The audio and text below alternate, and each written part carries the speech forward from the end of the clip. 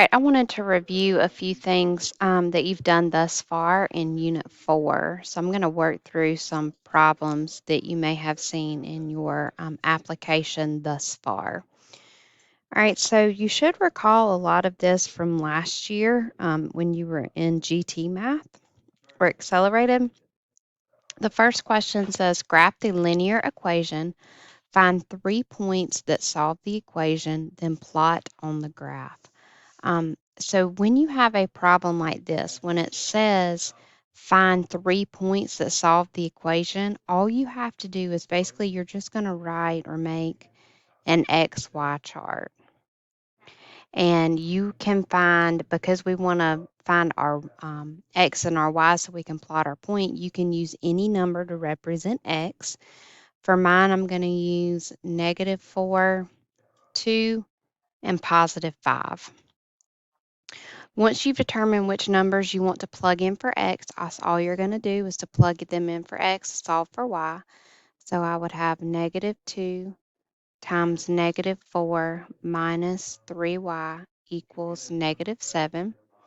So when I multiply, -2 times -4 gives me a +8 minus 3y equals -7. I'm going to subtract 8 from both sides. So I have -3y equals -7 and -8. -7 and -8 is going to give me -15. All right, and so now to solve for y, we're going to divide both sides by -3. And -15 divided by -3 is a +5. So when x is -4, y is going to be +5. And then we're simply going to do the same thing for 2 additional numbers so that we have 3 points to graph. All right, so next we have 2. So I'm going to plug that in for x. -2 times +2 is going to leave us with -4 minus 3y equals -7. We're going to add 4 to both sides because remember we want to solve for our variable. So -3y equals -7 plus +4. My signs are different, so I subtract. That's going to leave me with a -3. So we divide both sides by -3, and y will be 1. All right, and the last number I'm going to use for x is 5. And again, you can choose any numbers that you want. So I have -2 times 5 minus 3y equals -7. -2 times 5 is -10 minus 3y equals -7. We're going to add 10 to both sides. So we have -3y equals -7 plus 10 is 3. Divide both sides by -3, so y equals -1. All right. So now that we have our ordered pairs, we're going to graph those. Okay. So if we look at our ordered pairs, we have -4, +5, 2, 1, and 5, -1. So what I'm going to do, remember, you start by going over on x. We go over to -4, go up to +5, plot our point. Then we have over +2, up +1. And then we have over +5, down -1. And after you plot your points, it will connect to make your line. Okay, so there we have graphed the linear equation -2x minus 3y equals -7. All right, this problem says to find the y-intercept of the line on the graph. Recall when you're finding the y-intercept, you're looking for a point that crosses on the y-axis. Remember, our y-axis is our vertical line, or the line that goes up and down. So when we look, we see this point right here crosses the y-axis. So the y-intercept would be 2. All right, for the next question, it says find the slope of the line on the graph. Write your answer as a fraction or a whole number, not a mixed number or decimal. So when we're looking at slope on a graph, what we're looking for is our rise over our run. So you're going to find your lowest point, and then you're going to look for a point to match it up with, for example. So when we're looking at this problem right here, or at this graph right here, all we're going to do is look for our rise over our run. Um, as you can see, when you're looking at your slope, you're either going to have a positive or negative slope. So remember, a positive slope is when your line increases from left to right, and a negative slope is when it decreases from left to right. Okay, so this is going to be a negative slope. So again, we're just counting our rise over our run. So we can look, here's a point on our graph right here.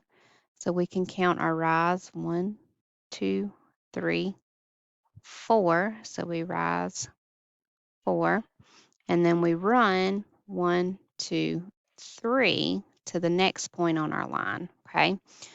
So our run is 3. But as you can see, we ran to the left, which means it's a negative. So our slope would be negative 4/3. All right, here's a graph of a linear function. Write the equation that describes the function. So remember, when we're writing it in slope-intercept form, that looks like y equals mx plus b. Okay, so in this case, m is our slope and b is our y-intercept. So we can start by finding our y-intercept. So again, we're going to look at our y-axis and see where the line crosses, and we can see it crosses right here. So this point right here is our y-axis at -3. Okay, so that's going to be our b. And then our slope, so what we can do from here is we can count our rise and our run. So I see another point right here on our graph, so we can rise 1, run 1, 2, 3. So that means our slope would be 1/3. So again, here's the point, my y-intercept on the graph. I rise 1, I run 1, 2, 3 to the next point on my line, okay? So that gives me my slope. So when I write it, it would be y equals, we're going to replace m with 1/3 x, and then our y-intercept, or b, is -3, so we would put -3. So this would be the function or the slope intercept for this problem or this graph. All right, next it says graph the equation below by plotting the y-intercept and a second point on the line. So again, when you have this problem, this is kind of the reverse of the previous problem. We're going to begin by plotting our y-intercept because we know where that's located. So that's -1, so I just go down and I would plot a point on -1. Now I know my slope is positive 1/2, so I know that my line is going to increase from left to right. So in this case, we would rise 1, run 1, 2, and that gives us another point on our graph. And again, those 2 points would allow us to have our line on our graph. So that's how you would plot the y-intercept, and then you would use the slope or rise over run to find your second point, and then your line will appear. All right, what are the intercepts? Excuse me. So here we're looking at x and y intercepts. So what are the intercepts of y equals 4x minus 2? So in this case, we know that our -2 is our y-intercept. Okay, we know our slope is 4. Okay, so to find our x-intercept, we would have 2 over 4, which is 1/2. So our x-intercept would be 5/10. That's another way to write it. So in this case, the answer would be D. So one of them would be 5/10. So that would represent our x-intercept. And then in that case, y would be 0. And when our x is 0, our y-intercept would be 2, or -2, excuse me. All right, and then question number 7, again, looking for the x and y intercepts.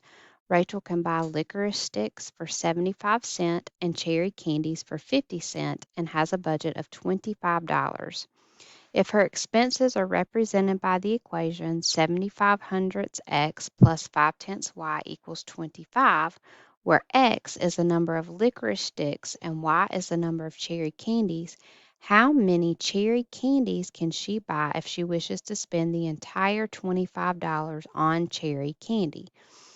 All right, so let's look at our equation. So we have 75 hundredths x, okay, and again, the x in this case is for the licorice sticks, plus 5/10 y, which is the cherry candy, equals 25.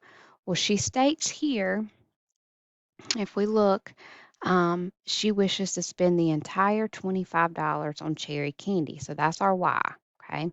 So that means she doesn't want to buy any of the licorice. So we can replace x with 0, plus 5/10 y equals 25. So 7,500 times 0 gives us 0. So then we just have 5/10 y equals 25. We would divide by 5/10, and so y would equal 50. So in this case, she could get 50 cherry candies for $25. Hopefully this will help you better understand some of the things that we are currently learning in Unit 4.